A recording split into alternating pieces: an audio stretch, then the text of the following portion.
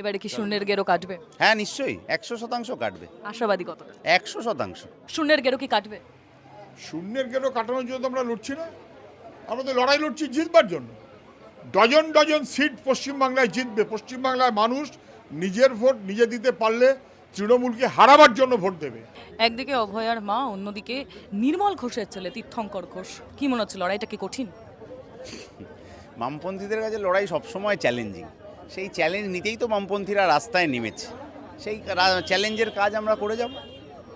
নরেন্দ্র মোদী আজকে বলেছেন যে বাংলায় ক্ষমতায় এলে ধর্ষণের সমস্ত ফাইল খোলা হবে। এবার দিয়েও 34 বছরের যে শাসনকাল, সেখানে বামকে মেনে নেওয়া হয়েছে, পরে তৃণমূল, এবার বিজেপিকেও মেনে নেওয়া হবে। নরেন্দ্র মোদী যেখানে যেখানে ক্ষমতায় আছেন এত বছর ধরে, সেখানে নারী নিরাপত্তার প্রশ্নে তারা ডাহা ফেল করেছেন। হাতরাসে ফেল, উন্নাওয়ে ফেল, মণিপুরে ফেল। ধর্ষককে মালা পরিয়ে বাড়ি নিয়ে গেছে বিজেপি। ওরা এইসব ভোটের আগে জুমলা দিয়েছেন, কাজের কাজ কিছু করতে পারবেন না। বেরোবো।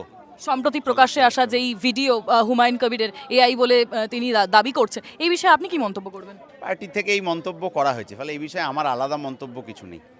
এবারে কি শূন্যের গেরো কাটবে? হ্যাঁ, নিশ্চয়ই 100% কাটবে। আশাবাদী কতটা? 100%।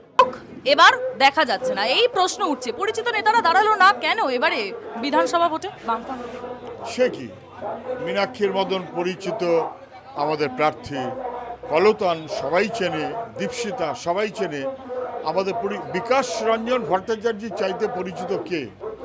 ফলে দাঁড়ালে বলবে দাঁড়ালো কেন, না দাঁড়ালে বলবে দাঁড়ালো না কেন। আমরা ঠিক করি কখন কে কোন ভোটটায় দাঁড়াবে। আমাদের সবাই দাঁড়িয়েছে যাদের দাঁড়ানো উচিত। আমাদের যাদের দাঁড়ানো উচিত এমন আরও দু একজন দাঁড়াতে পারতেন। আমরা ঠিক করেছি ভোটের প্রচারের দায়িত্ব নেব আমরা। ফলে কেউ প্রার্থীকে জেতাবার লড়াইতে আমরা আছি। আমাদের লক্ষ লক্ষ লোক সবাই কি ভোটে দাঁড়ায় নাকি?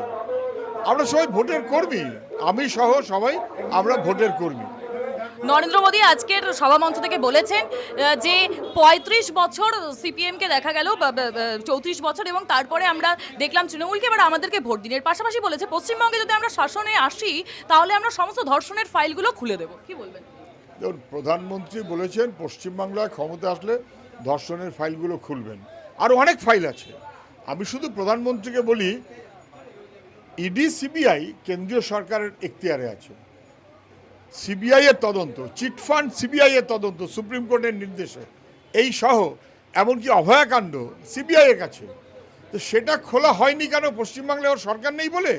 নাকি পশ্চিমবাংলায় সরকার আসলে সিবিআই ইডি উনি সব পশ্চিমবঙ্গ সরকারকে ফেরত পাঠিয়ে দেবেন? আমি জানি না। প্রধানমন্ত্রী বলা উচিত প্রধানমন্ত্রীর মতন। প্রধানমন্ত্রী আবোল তাবোল কথা বললে ঠিক হয় না। হুমায়ুন কবির সম্প্রতি যেই ভিডিও ভাইরাল হচ্ছে তাতে করে বলছে আমার ভিডিও এআই করা হয়েছে। এই ক্ষেত্রে এই যে এজিইউপি বিজেপির একটা সেটিং, সেই বিষয়ে আপনি কি বলবেন? আপনার কি মন্তব্য? দেখুন, হুমায়ুন কবির কি বলছেন উত্তর দেওয়াটা আমার ঠিক পোষায় না।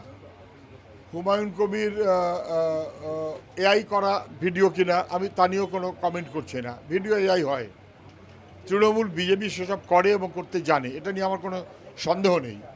কিন্তু এইটা অনেক মানুষই মনে করে যে মিম যেমন টাকা খেয়ে বিজেপিকে সাহায্য করার জন্য মাঠে লেগে পড়ে, তাহলে হুমায়ুন কি ঠিক সেই কারণেই ও তো বিজেপিতে অভ্যস্ত, বিজেপির প্রার্থী ছিল, তৃণমূলে অভ্যস্ত, তৃণমূলের মন্ত্রী ছিল, কংগ্রেসে প্রথমে, তারপরে তৃণমূল, তারপরে বিজেপি, তারপরে আবার তৃণমূল, এখন তৃণমূলের এমএলএও কদিন আগে পর্যন্ত ছিল। ফলে তৃণমূল এবং বিজেপিতে থাকা বাহিনী যে টাকা খেয়ে কারোর জন্য ভোট করতে পারে, এটা মানুষের ধারণার মধ্যে আছে। সেটা হুমায়ুন কবিরও নিশ্চয়ই জানেন। দাদা, আমার শেষ প্রশ্ন, মানুষের প্রশ্ন, শূন্যের গেরো কি কাটবে? শূন্যের গেরো কাটানোর জন্য আমরা লড়ছি না, আমরা তো লড়াই লড়ছি জিতবার জন্য। ডজন ডজন সিট পশ্চিমবাংলায় জিতবে। পশ্চিমবাংলায় মানুষ নিজের ভোট নিজে দিতে পারলে তৃণমূলকে হারাবার জন্য ভোট দেবে। আর তৃণমূলকে হারাবার জন্য যে ভোট দেবে সে বিজেপিকে জেতাবার জন্য ভোট দেবে না। কারণ বিজেপিকে ভোট দেওয়া মানে তৃণমূলকে সাহায্য করা। তৃণমূল বিজেপি দুইয়ের বিরুদ্ধে মানুষের লড়াই।